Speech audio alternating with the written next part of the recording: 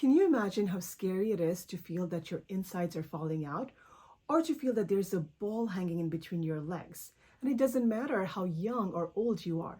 It can happen to somebody in their 20s or 30s right after they've given birth. It can happen to somebody in their 50s and 60s as they're going through menopause, or it can happen to somebody who's much older and maybe they had it for a long time, just never shared with anybody. For those of you who know what I'm talking about, and for those of you who have no idea what I'm talking about, keep watching, because today we're going to be talking about pelvic organ prolapse. Hi everyone, this is Dr. Nabila Noor again, a fellowship-trained, board-certified urogynecologist and pelvic reconstructive surgeon. And let's talk about prolapse. It's one of my favorite topics because there's so many good options that we have to help our patients. So what is pelvic organ prolapse? Pelvic organ prolapse happens when the pelvic floor support structures, which include the pelvic floor ligaments, the pelvic floor muscles, become weak or get stretched out, and as a result, they're not able to support the pelvic organs in the correct anatomic position. And the pelvic organs can be things like the uterus, the cervix, the bladder, the rectum, intestines. So as a result, these organs can push through the vagina, and hence that ball that we talk about.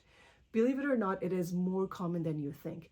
50% of women who have given birth will have pelvic organ prolapse at some point in their lifetime.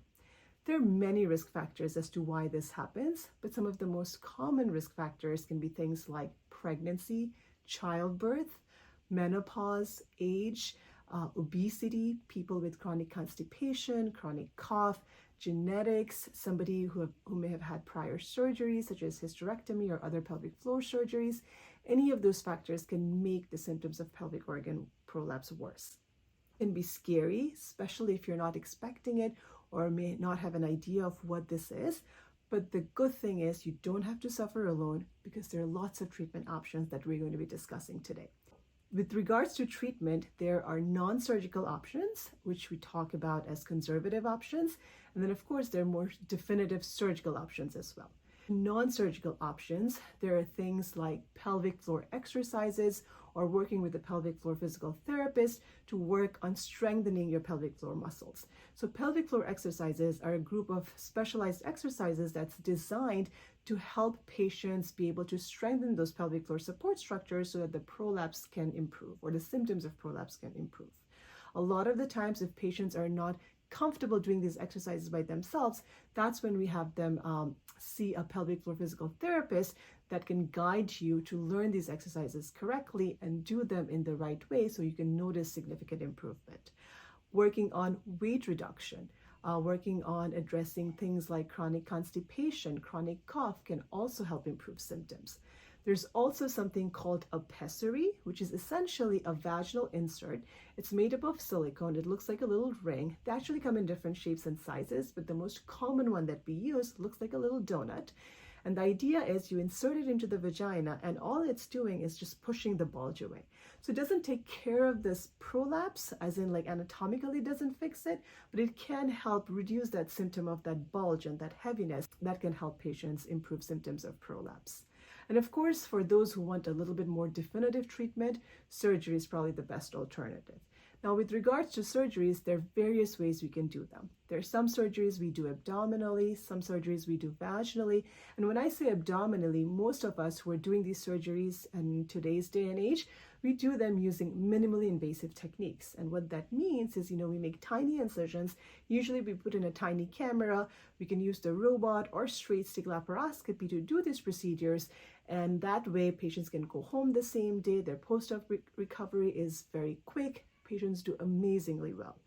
There's some surgeries during which we may consider doing a hysterectomy, which is removing the uterus, and then there are others that may not need it. Some surgeries we use mesh, which is a synthetic material, and then some surgeries we can do using patient's own tissue, something that's known as native tissue repair. So as you can see, there are lots of amazing options. So when I have somebody or I have a patient that comes to see me because of prolapse, we start with the thorough evaluation, a good history. I do a very thorough exam to see how significant their prolapse is. And then together we come up with a plan that works for each individual patient based on their lifestyle, based on some of their other prior surgeries, overall health, what is the outcome that they're hoping to gain from this, whether or not they plan to be sexually active in the future, how active they're in their life. There are lots of factors that we as a specialist or a subspecialist take into consideration when discussing these surgeries with patients. So if you're somebody who's suffering with these conditions, know that you're not alone. It's more common than you think. Women in their younger ages, who are in their 20s, 30s, can have it, as well as women who are well above in their 80s, 90s can have it. So there's a whole gamut of patients. And as a result, we have a wide variety of different treatment options that we can cater to your individual needs. So please, if you're suffering with it, reach out to your physicians, your primary care doctor, have them give you a referral to see a specialist, somebody who knows what the treatment options are and can talk to you about the various different treatments. Hope you found this video helpful. Share it with somebody who may need it. Don't forget to subscribe to the channel. Bye.